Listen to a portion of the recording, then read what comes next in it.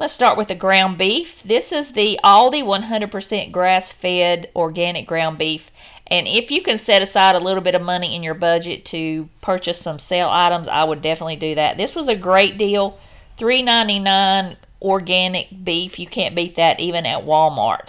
So I'm going to put some in the freezer. I'm going to can some ground beef, and I'm also going to can some meatballs in some broth. So I'm going to go ahead and open up the packages and get this in my cast iron skillet. This is going to go in the freezer, but I'm also going to can some. But make sure you brown it really well and drain it really well and rinse it off if you're going to can it. You don't want a whole lot of grease in the jar. So make sure you rinse it really well in some hot water. I'm going to drain this off, and while I'm doing that, I'm going to make up my meatballs. I'm using my tablespoon so I can get them a little about the same size, and I'm putting them in my cast iron skillet, but you could also do this in the oven if you're doing a lot more than I am, but I'm just doing 3 or 4 jars to see if I like it or not. And if you do it in the oven, they don't break apart as much. Mine kind of broke apart a little bit because I had to move them around, but if you do them in the oven, you won't have to move them around as much, and you can do a whole lot more at one time. And I'm also doing this ahead of time, so I'm going to brown these today, and I'm going to can them tomorrow. That way I can get a lot more stuff done today, because I don't really have time to finish this, so it's going to be a great time saver to get those done ahead of time. I'll just put them in my bowl, put them in the refrigerator, and the next day I'll finish the canning process. So what I'm going to do is I am taking that ground beef right there and putting that in on a sheet tray. I'll freeze that and put those in food saver bags, and I'll get those in the refrigerator. So now I'm going to heat up my beef broth. Usually you'll heat up your boiling broth, pour it over the meatballs if they were just cooked, but since mine have been in the refrigerator, I'm going to heat up the broth and put my meatballs in there and bring everything up to a boil, and then we'll start the canning process. So it's just so much easier than doing all at one time. So I've got a couple packs here, and I'm going to brown those. Like I said, you want to drain them really well and rinse them off with hot water and get as much of the fat off as you can. You're not going to eliminate it all. So I'm taking my slotted spoon and I'm adding my meatballs, and then I will add the broth on there. And I want to make sure that I don't fill it too full, because you want those meatballs to be underneath the broth.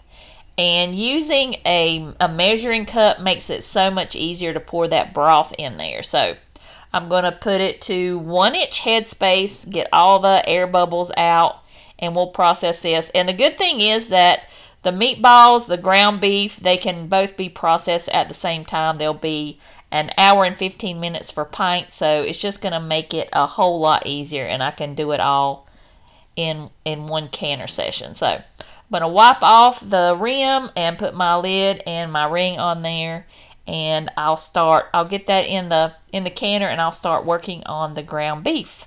And they already look good in the jar. So I totally forgot to start filming, so I got one more jar left, so it's all mixed in together. So I'm just going to pour that in the jar, and it worked out perfect. I had the exact amount I needed to put in the jar. So I'll get all the air bubbles out just like I did the meatballs, and I'll wipe the rim of the jar. Make sure you always wipe the rim, because you never know if there's going to be anything on there that's going to interfere with your seal after you did all that hard work. So I've got 1-inch headspace, so now I'm going to add my lid and my ring, and I'll put this ground beef in there with the meatballs. Like I said, we're going to can it for an hour and 15 minutes because they're pints. You would do quarts an hour and 30 minutes.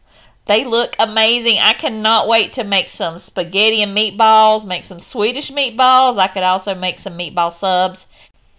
Another way you could do it is take your garlic bread and put your meatballs and your sauce on the top of that and bake it with some cheese. It's so good. So I'm just going to let those sit for 12 hours, and if they sealed, I'll just take the rings off and wash up the jars and put them on my shelf. I am so excited to try this, especially with the ground beef and the beef broth. I've never done that before, so I think that's going to be good, especially in a soup or a chili. I think that would be great. So Now we're going to start on some apples. I'm going to make apple pie filling for canning and for the freezer, and there's 2 different recipes, so they'll be a little bit different for both. So this is some fruit fresh that I got. I'm going to mix that up. Just whatever you have, just use the directions on the package. I'm going to add in a couple tablespoons of that and some water. You could also use lemon juice and water, but I don't want that sour taste on my apples. So I am going to stir that around and get that mixed up really well so I can put my fruit in there. These are the apples I'm using. We picked them last week, but I also had some from the mountains that are kind of going bad, so those are the ones that I'm going to use for the freezer, because I want to use a really fresh apple. And I have this cool tool that I got from Amazon. It takes the core out of the apples.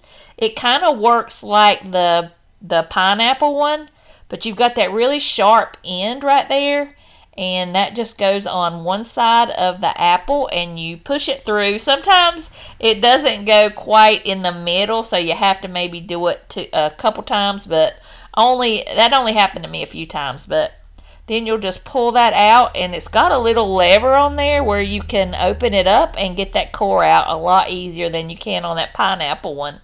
So I think this works really well. So I'm going to do that to all the apples, and then I will peel them, and then we'll slice them up and put them in the fruit fresh so they don't turn dark. And mine kind of did in the middle, so next time I'll drop them in the water hole and then I'll cut them up. But I sliced all those apples up, and now I'm going to blanch them. I boiled some water, and you're going to blanch them for 1 minute.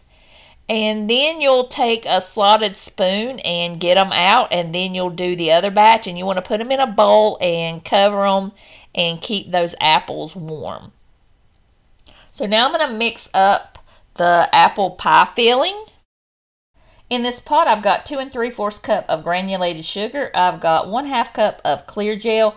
You can't buy this at the store, so if you don't have it, just leave it out. You can thicken it after you open your jar. And I'm adding in a 1/2 teaspoon of cinnamon, and it calls for nutmeg, but I'm not adding that. And also I did cut back on the clear gel to a 1/2 cup, and it worked out great. So now I'm going to add in my cinnamon, and also I'm going to add in some cold water. I've got 1 1/4 cup of cold water. I'm going to mix that together, and also I'm adding 2 1/2 cups of unsweetened apple juice. So mix that around really well, and you're going to bring it to a boil, and you're going to cook that constantly until it thickens and begins to bubble. And after that starts to thicken up and bubble, you're going to add in some lemon juice. So I've got 1/2 cup of lemon juice, and I'm going to add that. Stir that and make it boil for 1 minute. And then you're going to add in your drained apples to the mixture, and you're just going to stir that around till the apples come up to temp, and now we're ready to can it.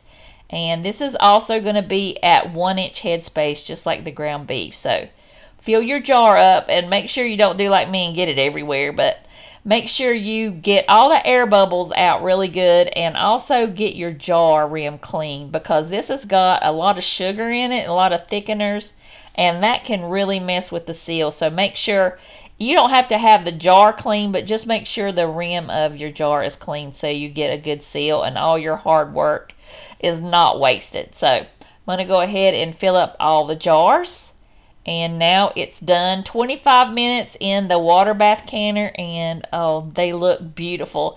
I cannot wait to make some apple pies, hand pies, apple dumplings, apple cobbler. It is just going to be so good, especially when it gets a little cold, and it's going to be nice to have a warm apple pie.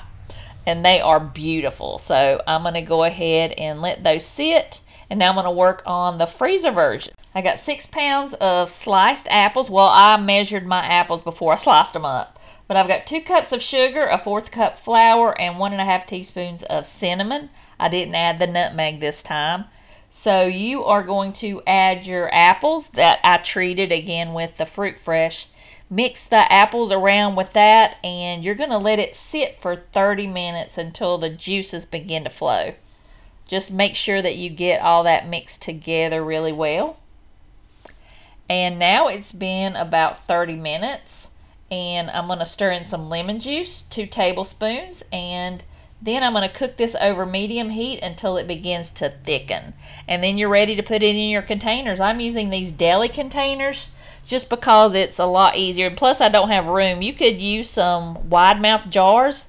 You can freeze in jars, but they have to be straight at the top. You can't have, you can't use like the regular mouth jars. So I'm going to put these in my containers, and you want to let them sit at room temperature up to 2 hours and then freeze them. And you can write on the top, I always write with a Sharpie and just say what it is, apples, and the date that I froze them, and they are going to be so good. I cannot wait to try this recipe out. I know I had a sample of each when I was making them, and they're so good. And I want to thank Jessica for hosting this challenge. I hope y'all have a wonderful long weekend. See you in the next video.